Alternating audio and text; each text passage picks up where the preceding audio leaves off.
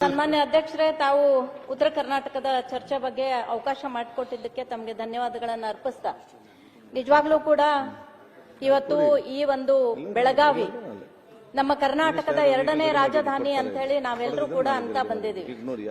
ಬೆಳಗಾವಿಯಲ್ಲಿ ನಮ್ಮ ಬೆಂಗಳೂರಿನಲ್ಲಿ ಇರ್ತಕ್ಕಂತ ಒಂದು ವಿಧಾನಸೌಧದ ರೂಪದಲ್ಲಿಯೇ ಇಲ್ಲಿ ಸುವರ್ಣಸೌಧ ಕೂಡ ನಿರ್ಮಾಣ ಆಗಿದೆ. ಈ ಸುವರ್ಣಸೌಧ ನಿರ್ಮಾಣ ಆಗೋದಕ್ಕೆ ಕಾರಣ ಏನು ಅಂತಂದ್ರೆ, ಈ ಕಡೆ ಮುಂಬೈ ಪ್ರಾಂತ್ಯದಲ್ಲಿರ್ತಕ್ಕಂಥ ಮುಂಬೈ ಕರ್ನಾಟಕ, ಹೈದರಾಬಾದ್ ಪ್ರಾಂತ್ಯದಲ್ಲಿರ್ತಕ್ಕಂಥ ಹೈದರಾಬಾದ್ ಕರ್ನಾಟಕ, ಅಂದ್ರೆ ಇವತ್ತಿನ ಕಲ್ಯಾಣ ಕರ್ನಾಟಕ ಮತ್ತು ಕಿತ್ತೂರು ಕರ್ನಾಟಕ, ಈ ಉತ್ತರ ಕರ್ನಾಟಕದ ಸುಮಾರು 12-13 ಜಿಲ್ಲೆಗಳು ಅಭಿವೃದ್ಧಿ ಆಗಬೇಕು. ಇಲ್ಲಿ ಯಾವುದೇ ಒಂದು ಮಲತಾಯಿ ಧೋರಣೆ ಇಲ್ಲದೆ ದಕ್ಷಿಣ ಕರ್ನಾಟಕದ ಅಭಿವೃದ್ಧಿಯ ರೀತಿಯಲ್ಲಿ ಈ ಭಾಗದಲ್ಲೂ ಕೂಡ ಅಭಿವೃದ್ಧಿ ಆಗಬೇಕು ಅನ್ನುವಂತ ಉದ್ದೇಶವನ್ನ ಇಟ್ಕೊಂಡು ಇಷ್ಟು ಸುಂದರವಾದಂತಹ ಈ ಸುವರ್ಣಸೌಧದಲ್ಲಿ ಚಳಿಗಾಲದ ಅಧಿವೇಶನ ಪ್ರತಿ ವರ್ಷನೂ ಕೂಡ ಮಾಡ್ತಾ ಬಂದಿದ್ದೀವಿ ಅಧ್ಯಕ್ಷ. ಆದ್ರೆ ನಮ್ಮೆಲ್ಲರ ದುರ್ದೈವ, ಯಾವತ್ತು ಚಳಿಗಾಲ ಅಧಿವೇಶನ ಪ್ರಾರಂಭ ಆಗುತ್ತೋ ಕೊನೆ 2-3 ದಿನಗಳಲ್ಲಿ ಉತ್ತರ ಕರ್ನಾಟಕದ ಒಂದು ಚರ್ಚೆ ಆಗ್ತದೆ. ಕೊನೆಯಲ್ಲಿ ಅದಕ್ಕೆ ಯಾವುದೂ ಕೂಡ ಒಂದು ತಾರ್ಕಿಕವಾದಂತ ನಿರ್ಣಯ ಆಗದೇನೆ ನಾವು ಮತ್ತೆ ಅದೇ ಕೊರಗಿನಲ್ಲಿ ಮರಳಿ ಹೋಗ್ಬೇಕಾದಂತ ಪರಿಸ್ಥಿತಿಗಳನ್ನ ನೋಡಿದೀವಿ ಅಧ್ಯಕ್ಷ. ಇವತ್ತಿನವರೆಗೂ ಕೂಡ ನಮ್ಮಲ್ಲಿ ಒಂದು ಗಾದೆ ಇದೆ, ಒಂದು ಕಣ್ಣಿಗೆ ಬೆಣ್ಣೆ ಒಂದು ಕಣ್ಣಿಗೆ ಸುಣ್ಣ ಅಂತಕ್ಕಂಥದ್ದು. ಯಾಕಂದ್ರೆ ನೋಡೋದಿಕ್ಕೆ ಎರಡೂ ಕೂಡ ಬೆಳ್ಳಗೆ ಇರ್ತದೆ, ಎರಡೂ ಕೂಡ ಸಾಫ್ಟ್ ಇರ್ತದೆ. ಆದ್ರೆ ಸುಣ್ಣದ ಸ್ವಭಾವ ಏನು, ಬೆಣ್ಣೆ ಸ್ವಭಾವ ಏನು ಅನ್ನೋದನ್ನ ನಾವು ಮನಗಂಡಿದೀವಿ ಅಧ್ಯಕ್ಷ. ಆ ರೀತಿಯಲ್ಲಿ ದಕ್ಷಿಣ ಕರ್ನಾಟಕ ಮತ್ತು ಉತ್ತರ ಕರ್ನಾಟಕಕ್ಕೆ ಈ ಒಂದು ಧೋರಣೆಯನ್ನ ನಾವು ಇಲ್ಲಿವರೆಗೂ ಕೂಡ ನೋಡ್ತಾ ಬಂದಿದೀವಿ ಅಧ್ಯಕ್ಷ. ಕೂಡ ನಾವು ಒಂದು ಬೇಡಿಕೊಳ್ಳುವಂತಹ ಒಂದು ಪರಿಸ್ಥಿತಿ, ಉತ್ತರ ಕರ್ನಾಟಕ ಅಭಿವೃದ್ಧಿ ಆಗಬೇಕು, ನೀರಾವರಿ ಯೋಜನೆಗಳಾಗಬೇಕು, ಶಿಕ್ಷಣಕ್ಕೆ ಒತ್ತು ಸಿಗಬೇಕು, ಆರೋಗ್ಯದಲ್ಲಿ ಸುಧಾರಣೆ ಆಗಬೇಕು ಅನ್ನುವಂತ ಬೇಡಿಕೊಳ್ಳುವಂತ ಪರಿಸ್ಥಿತಿ ನಮ್ಗೆ ಇನ್ನೂ ಕೂಡ ಮುಗಿದಿಲ್ಲ ಅಧ್ಯಕ್ಷ. ಆದ್ರೆ ಸ್ವಾತಂತ್ರ್ಯ ಪೂರ್ವದಿಂದ ಹಿಡ್ಕೊಂಡು ಸ್ವಾತಂತ್ರ್ಯ ನಂತರದಲ್ಲೂ ಕೂಡ ಈ ಒಂದು ಉತ್ತರ ಕರ್ನಾಟಕದ ಭಾಗದ ಎಲ್ಲ ಜಿಲ್ಲೆಗಳ ಒಂದು ಕೊಡುಗೆ ನಮ್ಮ ಕರ್ನಾಟಕಕ್ಕೆ ಅಪಾರವಾದದ್ದು ಅಂತಕ್ಕಂಥದ್ದು ನಾವು ಯಾವತ್ತೂ ಕೂಡ ಮರಿಬಾರದು ಅಧ್ಯಕ್ಷ. ಆಮೇಲೆ ಸ್ವತಂತ್ರ ಪೂರ್ವದಲ್ಲಿ ಮತ್ತು ಸ್ವತಂತ್ರ ನಂತರನೂ ಕೂಡ ದಕ್ಷಿಣ ಕರ್ನಾಟಕದಲ್ಲಿ ಅನೇಕ ಹೆಚ್ಚಿನ ಯೋಜನೆಗಳು ರೂಪಿಸಿದ್ದರಿಂದ ದಕ್ಷಿಣ ಕರ್ನಾಟಕ ಸುಧಾರಣೆ ಆಗಿದ್ದನ್ನು ನೋಡಿದಾಗ ಉತ್ತರ ಕರ್ನಾಟಕ ನಾವು ಇನ್ನೂ ಕೂಡ ಹಿಂದುಳಿದ ಪ್ರದೇಶ ಆಗಿದ್ದೀವಿ ಅಂತ ಹೇಳಿ ಡಾಕ್ಟರ್ ನಂಜುಂಡಪ್ಪನವರ ವರದಿಯನ್ನ ನಾವು ಸಿದ್ಧಪಡಿಸುವಂತ ಸಮಯದಲ್ಲಿ ಅವರು 2000ನೇ ಇಸ್ವಿಯಲ್ಲಿ ಈ ವರದಿಯನ್ನ ಪ್ರಾರಂಭ ಮಾಡಿ 2002ಕ್ಕೆ ಸರ್ಕಾರಕ್ಕೆ ವರದಿಯನ್ನು ಒಪ್ಪಿಸಿದಾಗ ಅವರು ಕೂಡ ಬಹಳಷ್ಟು ಒಳ್ಳೆ ರೀತಿಯಿಂದ ಈ ಭಾಗದ ತಾಲೂಕುಗಳು ಅಭಿವೃದ್ಧಿ ಆಗಬೇಕು, ಈ ಭಾಗದ ಜಿಲ್ಲೆಗಳು ಅಭಿವೃದ್ಧಿ ಆಗಬೇಕು, ಪ್ರಾದೇಶಿಕ ಅಸಮತೋಲನ ಹೋಗಲಾಡಿಸಬೇಕು ಅಂತ ಹೇಳಿ ಅವರು 8 ವರ್ಷ ಒಂದು ಅವಧಿಯನ್ನ ನಿರ್ಣಯ ಮಾಡಿ ಅಲ್ಲಿ ಒಂದು ಕೃಷಿಗೆ ಇಂತಿಷ್ಟು ಅನುದಾನ, ಗ್ರಾಮೀಣ ಅಭಿವೃದ್ಧಿಗೆ, ನೀರಾವರಿಗೆ, ವಿದ್ಯುತ್ತಿಗೆ, ಸಾರಿಗೆಗೆ ಮತ್ತು ಸಾಮಾಜಿಕ ಸೇವೆಗಳಿಗೆ ಅಂತ ಹೇಳಿ ಕೆಲವೊಂದು ಅನುದಾನವನ್ನ ಇಟ್ಟು ಈ ಭಾಗದ ಅಭಿವೃದ್ಧಿ ಆಗಬೇಕು ಅನ್ನುವಂತ ಒಂದು ವರದಿಯನ್ನ ಕೊಡ್ತಾರೆ ಅಧ್ಯಕ್ಷ. ಆದ್ರೆ ಇನ್ನೂ ಕೂಡ ಆ ವರದಿಯ ಅನುಷ್ಠಾನ ಆಮೆಗತಿಯಲ್ಲಿ ನಡೀತಕ್ಕಂಥದ್ದನ್ನ ನೋಡಿದಾಗ ಬಹಳಷ್ಟು ಬೇಜಾರಾಗ್ತದೆ ಅಧ್ಯಕ್ಷ. ಹಾಗಾಗಿ ಈ ಒಂದು ಅನುಷ್ಠಾನಗೊಳ್ಳಿಲ್ಲ. ಪ್ರಥಮ ಬಾರಿಗೆ ನಮ್ಮ ಹಣಕಾಸು ಸಚಿವರಾಗಿ ಸನ್ಮಾನ್ಯ BS ಯಡಿಯೂರಪ್ಪಾಜಿಯವರು 2007-8ರಲ್ಲಿ ಡಾಕ್ಟರ್ ನಂಜುಂಡಪ್ಪನವರ ವರದಿಯನ್ನ ಸಂಪೂರ್ಣ ಅನುಷ್ಠಾನಗೊಳಿಸುವಂತಹ ಒಂದು ದೃಷ್ಟಿಯಿಂದ 1571.50 ಕೋಟಿ ರೂಪಾಯಿ ಅನುದಾನವನ್ನ ಈ ಉತ್ತರ ಕರ್ನಾಟಕ ಭಾಗಕ್ಕೆ ಅವತ್ತು ಒದಗಿಸಿದ್ರು ಅಧ್ಯಕ್ಷ. ಆದರೂ ಕೂಡ ಅದು ಸಾಕಾಗೋದಿಲ್ಲ ಮತ್ತು ಮುಂದಿನ ಸರ್ಕಾರಗಳು ಅದಕ್ಕೆ ಒಂದು ಹೆಚ್ಚಿನ ಒತ್ತನ್ನು ಕೊಟ್ಟು ಈ ಭಾಗದ ಅಭಿವೃದ್ಧಿಯನ್ನ ಮಾಡಬೇಕು ಅಂತಕ್ಕಂತ ಒಂದು ಬೇಡಿಕೆಯನ್ನ ನಾನು ಕೂಡ ಮಾಡ್ತಾ ಇದ್ದೀನಿ ಅಧ್ಯಕ್ಷ. ಅದೇ ರೀತಿ ಭಾರತ ಸರ್ಕಾರ ಸಂವಿಧಾನಕ್ಕೆ ತಿದ್ದುಪಡಿಯನ್ನ ತಂದು 381J ಕಲಂ ಜಾರಿಗೆ ತಂದಾಗ ಈ ಒಂದು ಕಾಯ್ದೆ ಅನ್ವಯ ಹೈದರಾಬಾದ್ ಕರ್ನಾಟಕ ಪ್ರದೇಶ ಅಭಿವೃದ್ಧಿ ಮಂಡಳಿ HKRDB ಕರ್ನಾಟಕದ ಒಂದು 6/11/2013ರಲ್ಲಿ ಕಲಬುರಗಿಯಲ್ಲಿ ಸ್ಥಾಪನೆ ಆಯಿತು ಅಧ್ಯಕ್ಷ. ಆದರೆ ಪ್ರಾದೇಶಿಕ ಅಭಿವೃದ್ಧಿಯಲ್ಲಿ ತ್ವರಿತವಾಗಿ ಬೆಳವಣಿಗೆ ಮತ್ತು ಸಮತೋಲನವನ್ನ ಸಾಮಾಜಿಕ ನ್ಯಾಯಬದ್ಧತೆಯ ಜೊತೆಗೆ ಹೈದರಾಬಾದ್ ಕರ್ನಾಟಕ ಪ್ರಾದೇಶಿಕ ವ್ಯಾಪ್ತಿಯ 6 ಜಿಲ್ಲೆಗಳಿಗೆ ಮಾತ್ರ ಇದು ಅನ್ವಯ ಆಗುವಂತಹ ಒಂದು ಪರಿಸ್ಥಿತಿ ಆಯ್ತು ಅಧ್ಯಕ್ಷ. ಹಾಗಾಗಿ ಈ ಭಾಗದ ಬೆಳಗಾವಿ, ಬಿಜಾಪುರ, ಬಾಗಲಕೋಟೆ, ಹಾವೇರಿ, ಉತ್ತರ ಕನ್ನಡ ಮತ್ತು ಧಾರವಾಡ ಜಿಲ್ಲೆಗಳು ಈಗಲೂ ಕೂಡ ಈ ಒಂದು ಪ್ರಾದೇಶಿಕ ಅಸಮತೋಲನವನ್ನ ನಾವು ನೋಡ್ತಾ ಇದ್ದೀವಿ ಅಧ್ಯಕ್ಷ. ಮತ್ತು ವಿಶೇಷವಾಗಿ ಬೆಳಗಾವಿ ಇದು ಬೆಳಗಾವಿಯ ಮಗಳು, ಕಿತ್ತೂರಿನ ರಾಣಿ ಚೆನ್ನಮ್ಮ. ಇವಳು ಪ್ರಪ್ರಥಮ ಬ್ರಿಟಿಷರ ವಿರುದ್ಧ ಈ ನೆಲಕ್ಕಾಗಿ, ಈ ಜಲಕ್ಕಾಗಿ, ಈ ಪ್ರಜೆಗಳಿಗಾಗಿ, ಈ ಭಾಗದ ಏಳಿಗೆಗಾಗಿ ಕೈಯಲ್ಲಿ ಖಡ್ಗನ ಹಿಡಿದು ಬ್ರಿಟಿಷರ ವಿರುದ್ಧ ಈ ಒಂದು ರಣಕಹಳೆಯನ್ನ ಊದಿದಂತಹ ಮಹಾರಾಣಿಯ ಈ ಒಂದು ಗಂಡು ಮೆಟ್ಟಿದ ನಾಡಾಧ್ಯಕ್ಷೆ. ಅವಳಿಗೆ ಬಲಗೈ ಬಂಟನಾಗಿ ಸಂಗೊಳ್ಳಿ ರಾಯಣ್ಣ ಕೂಡ ಇದನ್ನು ಬಿಟ್ಟು ಕೂಡ ಅನೇಕ ಹೋರಾಟಗಾರರು ಈ ಒಂದು ಬೆಳಗಾವಿ ಜಿಲ್ಲೆಯಲ್ಲಿ ಬಹಳಷ್ಟು ತಮ್ಮ ಜೀವವನ್ನ ತ್ಯಾಗ ಮಾಡಿರೋದನ್ನ ನಾವು ನೋಡ್ತಾ ಇದ್ದೀವಿ ಅಧ್ಯಕ್ಷೆ.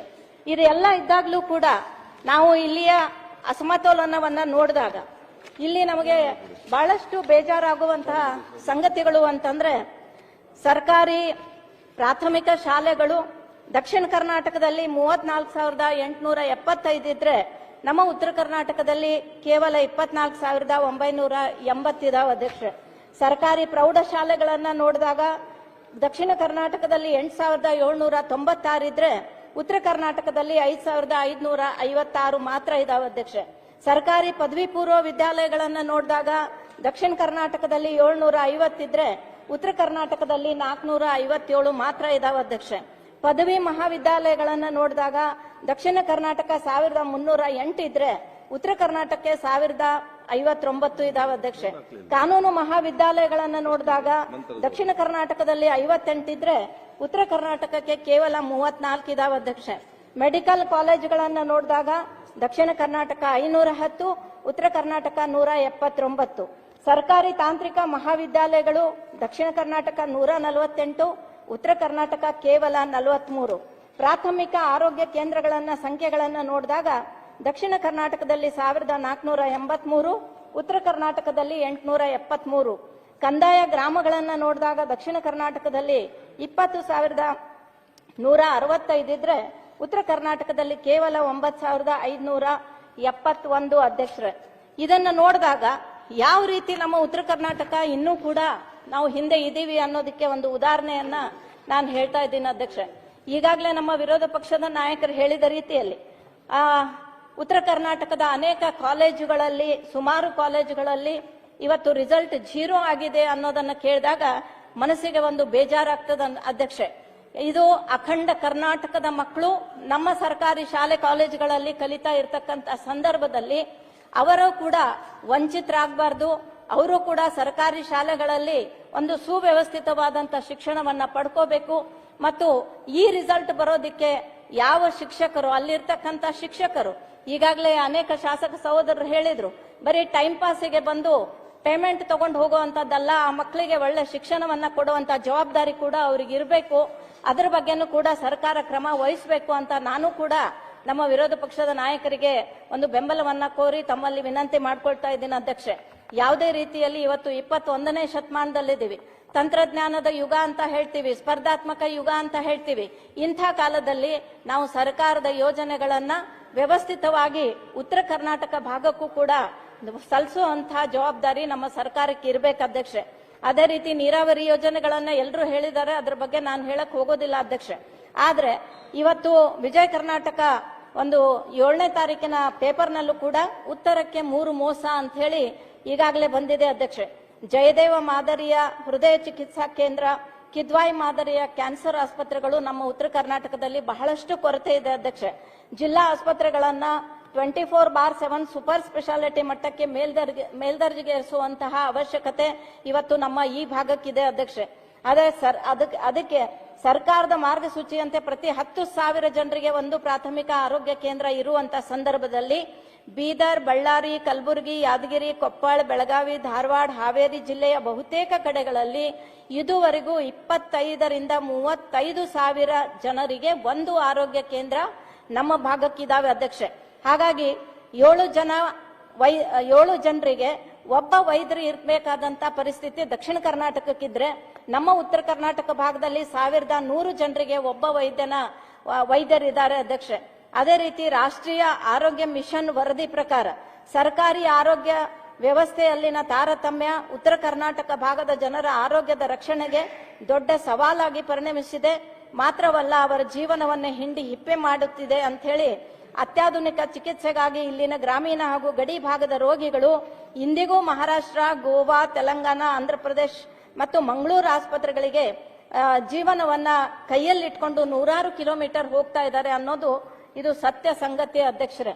ಹಾಗಾಗಿ ತಮ್ಮ ಮೂಲಕ ನಾನು ಸನ್ಮಾನ್ಯ ಮುಖ್ಯಮಂತ್ರಿಯವರಿಗೆ ಹೇಳೋದಕ್ಕೆ ಇಷ್ಟಪಡ್ತೀನಿ, ಎಲ್ಲ ಕ್ಷೇತ್ರಗಳಲ್ಲೂ ಕೂಡ ಉತ್ತರ ಕರ್ನಾಟಕನೂ ಕೂಡ ಸಮಗ್ರ ಕರ್ನಾಟಕದ ಒಂದು ಭಾಗವಾಗಿದೆ.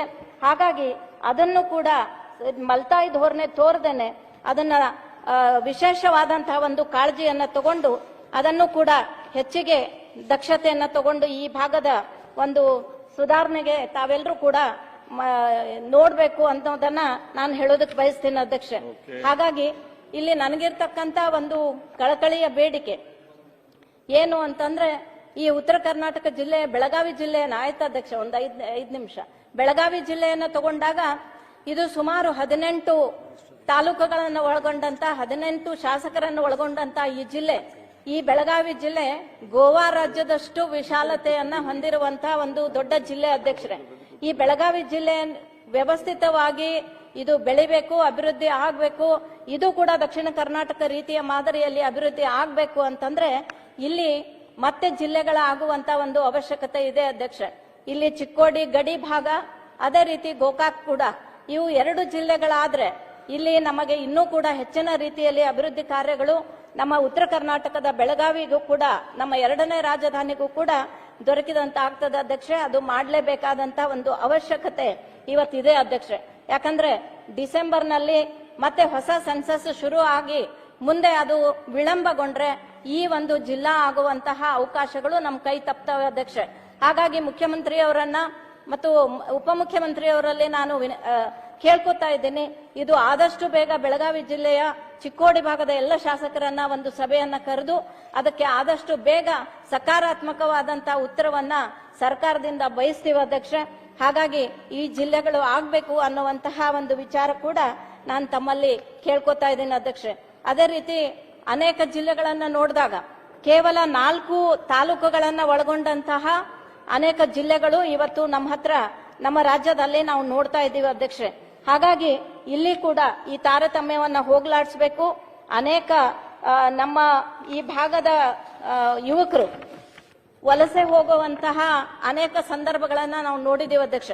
ಬೆಂಗಳೂರಿನ LHL ನಾವು ನೋಡಿದ್ರೆ ಸುಮಾರು ಹೈದರಾಬಾದ್ ಕರ್ನಾಟಕದ ಅನೇಕ ಯುವಕರು ಅಲ್ಲಿ ಲಿಫ್ಟ್ ಚಾಲನೆಗೆ ಅಲ್ಲಿ ಕೆಲಸಕ್ಕೆ ಬಂದಿರುವಂತಹ ಉದಾಹರಣೆಗಳನ್ನ ನೋಡಿದೀವಿ. ಇವತ್ತು ನಿಪ್ಪಾಣಿ ನನ್ನ ಕ್ಷೇತ್ರ, ಗಡಿ ಭಾಗದಲ್ಲಿ ಇರ್ತಕ್ಕಂಥ ಕ್ಷೇತ್ರ ಅಧ್ಯಕ್ಷೆ.